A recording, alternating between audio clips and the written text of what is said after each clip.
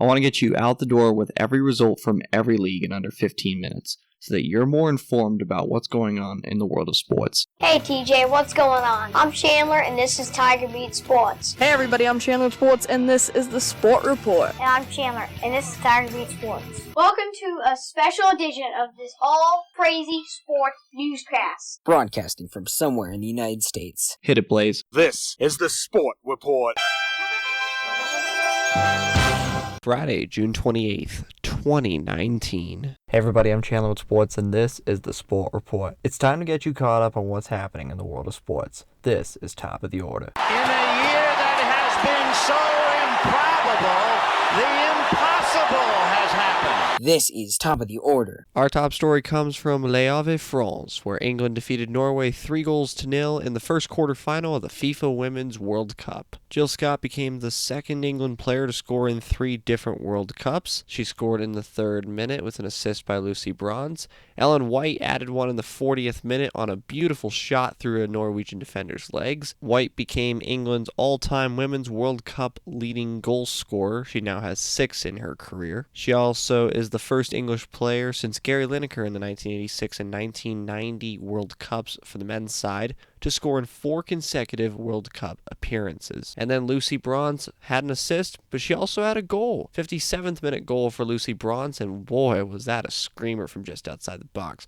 One-time shot into the roof of the net. And England, they have their most dominant performance of the Women's World Cup. They'll be heading to the semifinals, taking on the winner of France versus USA, which happens today at 3 p.m. Eastern on Fox. The only other sports that were on in the sports world, aside from the Cricket World Cup, in which India defeated West Indies to move closer to the semifinals, was Major League Baseball. High fly ball into right field. She is gone! And Carlton Fisk had a lot of little boy in him right there. Little roller up along first. Behind the bag. It gets through Buckner. Here comes Knight and the Mets win it. Touch 'em all, Joe. Home run!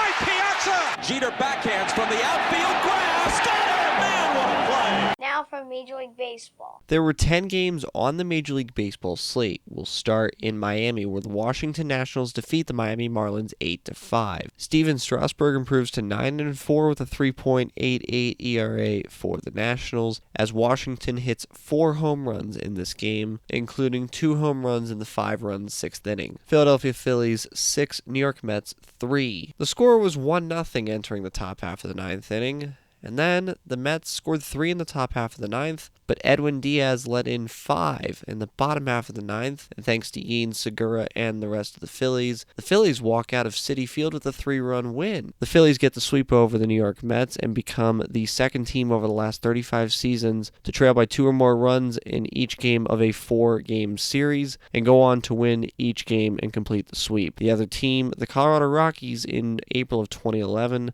against the New York Mets at Citi Field. This one took place at Citizens Bank Park in Philadelphia. Texas Rangers 3, Detroit Tigers 1. Rangers center fielder Joey Gallo had 2 home runs against the Tigers pitching staff. Pittsburgh Pirates 10, Houston Astros nothing. Joe Musgrove improves to 6-7 for the Pirates as the Astros are shut out and they're only held to 9 hits. Pittsburgh had 5 home runs in this game. Milwaukee Brewers 4, Seattle Mariners 2. Arizona Diamondbacks 5, San Francisco Giants 1. LA Angels 8, Oakland Athletics 3. Shohei Ohtani hit a 2-run home run for the Angels.